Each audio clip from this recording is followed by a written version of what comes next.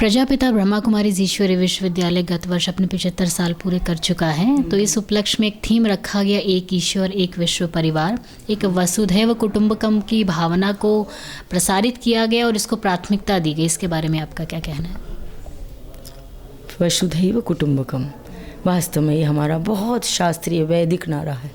नहीं, संपूर्ण संसार आपका भगवान का घर है और आप सब उसमें एक कुटुंब के समान है। कोई भाई, कहीं के पिता, कहीं के बच्चे, कहीं की माँ, कहीं के भी पति पत्नी, कोई भी जिस भी संबंध में है, वसुदेव परमात्मा का सब में ही वैसा ही निवास है।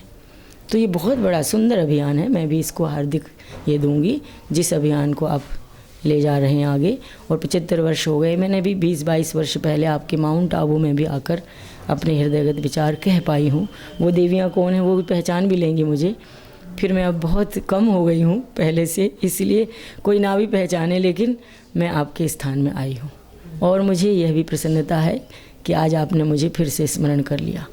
तो मुझे ये बात बहुत अच्छी लग रही है कि संसार वास्तव में परमात्मा का एक परिवार है और ये सच्चाई है।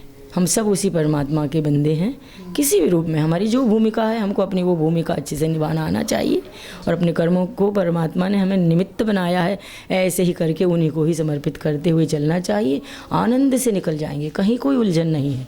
इतने प्रतिपादन हो चुका है अब शास्त्रीय मार्ग का कि आप कैसे हैं तो कहाँ से आ सकते हो, पर सब आ सकते हो, उस परमात्मा तक सब आ सकते हो, क्योंकि वही आपका अपना है।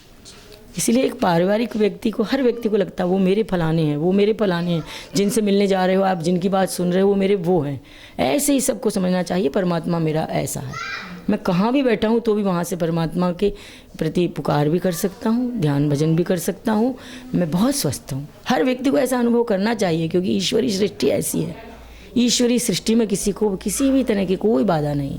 कर्म करे चलो और पाते चलो और निकलते चलो इसमें से। नमः शिवाय। साध्वी जी, अंतिम प्रश्न हमारे दर्शकों और श्रोताओं के लिए, आपका शांत युक्त और भयमुक्त समाज के लिए क्या संदेश है?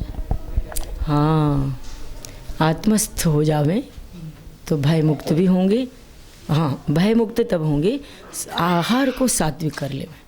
आहार को सात्विक कर लेने से अभयम सत्व संशुद्धिर, अभय उसी को मिलता है। भय रहित वही हो सकता है जो सात्विक वृत्ति रखता है, सात्विक आहार करता है, सात्विक विचार करता है, वो भय मुक्त हो सकता है। बहुत अच्छी इसमें प्रमाणिक स्थिति है। और आपने अभय कहा और शांत कहा। आत्मस्थ हो जावे तो कोई भी शांत है। आत्मा में कोई ऐसी हलचल नहीं है, कोई ऐसा विकार नहीं है। हम ज़्यादा कर के बाहर भटक जाते हैं, इसलिए अशांत होते हैं। आत्मस्थ हो जाना शांति की परम स्थिति को पा जाना है, परम निर्वाण, जीवन मुक्ति। और बाहर होना विक्षेप है, बाहर होना। इसीलिए ही आत्मदृष्टि से विचार करके, आत्मकल्याण का विचार करते कहते हैं बहुत कठिन है, पर ऐसा कर लेना चाहिए कि अपने घर में आ जाना चाहिए, है ना? तो आपकी रक्षा होगी, बचाव होगा, आप शांत हो जाएंगे। नमः शिवाय। तो बहुत बहुत धन्यवाद जो आपने इतने बहुत बहुमूल्य समय हमें दिया और अपने अनुभवों से लाभान्वित किया। हम अपनी पूरी टीम की तरफ से आपका बहुत आभार व्यक्त करते हैं। साध्वी जी ने बहुत अच्छी बात की कि यदि शांत में जीवन अपनाना है या भयमुक्त रहना है तो आत्मस्थिति में स्थित रहना ज़रूरी है।